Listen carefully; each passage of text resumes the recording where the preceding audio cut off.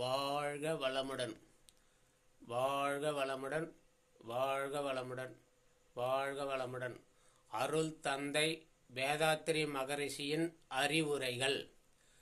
அவர் சொல்லும் ஒவ்வொரு வாக்கும் நமக்கு பசும் மரத்தில் அடித்த ஆணி போல் நல்ல பதியும். அந்த அளவுக்கு அவர் தன்னுடைய உடம்பையே ஒரு ஆழ்வுக்கூடமாக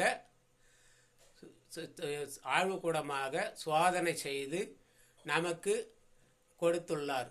அது இரண்டே முறையில் புரியணும்னா, ஒன்று எளிய முறை உடற்பயிற்சி, இன்னொன்று இயற்கை முறையில் உணவு, இயற்கை முறையில் தயாரான உணவு.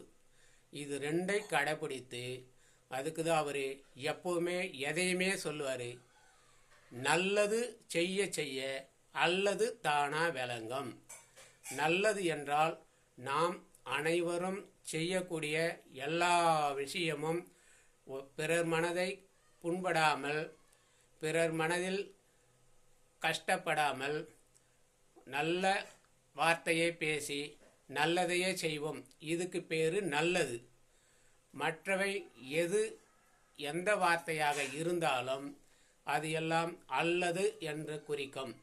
அதுக்கு தான் எதையுமே விரிவாக குறிப்பிடாமல் நம் வேதாத்திரி மகரிஷி அவர்கள் நல்லது என்று நல்ல வார்த்தைக்கு உதாரணமும், அல்லது என்று தேவையில்லாத கெட்ட வார்த்தைக்கு உதாரணமும் சொல்கிறார். அதுக்கு தான் நானும் எப்போ எந்த வீடியோ பதிவு செய்தாலும் அதில் நல்லது செய்ய செய்ய அல்லது தானா விளங்கும். நல்ல வார்த்தை பேச பேச நமக்கு தேவையில்லாத அல்லது தானா விளங்கும். இது பற்றி ஏதாவது இன்னும் விரிவாக தெரிஞ்சுக்கணும்னா என்னுடைய ஃபோன் நம்பர் 7708239242 இந்த நம்பருக்கு கால் பண்ணலாம். மேலும் ஒரு சின்ன குறிப்பு, இந்த வீடியோ பிடித்திருந்தால் பாருங்கள். உலகத்தில் உலக மக்கள் அனைவருக்கும் என்னுடைய வேண்டுகோள் என்னவென்றால், இந்த உலக மக்கள் அனைவரில் உலகத்தில் மொத்த மக்கள் தொகை எனக்கு தெரிந்தவரை 800 கோடி ஜனங்கள் இருக்காங்க.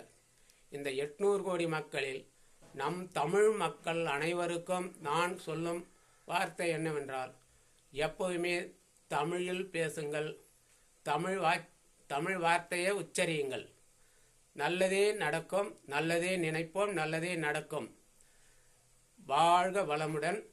இன்னும் எவ்வளவோ சொல்லலாம், இருந்தாலும் மற்றது அடுத்த வீடியோவில் நான் குறிப்பிடுகிறேன்.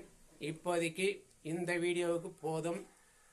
மற்றவை அடுத்த வீடியோவில் சந்திக்கிறேன். நன்றி, வணக்கம். வாழ்க வளமுடன், வாழ்க வேதாத்திரியம், வாழ்க வையகம், வாழ்க பிரபஞ்சம், வாழ்க இறையருள்.